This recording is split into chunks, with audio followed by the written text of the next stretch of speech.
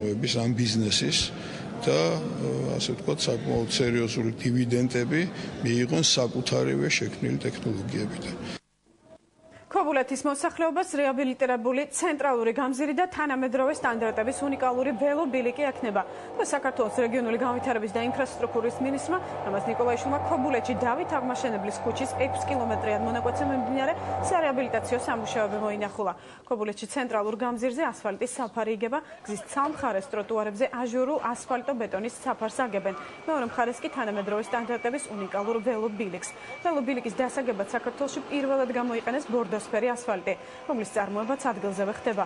პროექტ საქართველოს მთავრობის და მსოფლიო ბანკის დაფინანსებით რეგიონული განვითარების და ინფრასტრუქტურის სამინისტრო ახორციელებს ობიექტზე 200 ადგილობრივია დასაქმებული.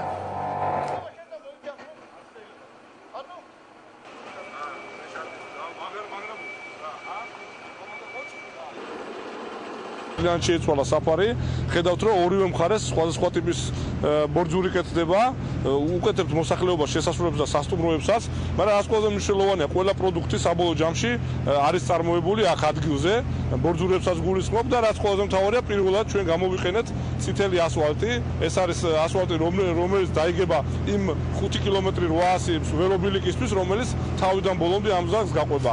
აი ამ გზაზე არის დასაქმებული 200 კაცი.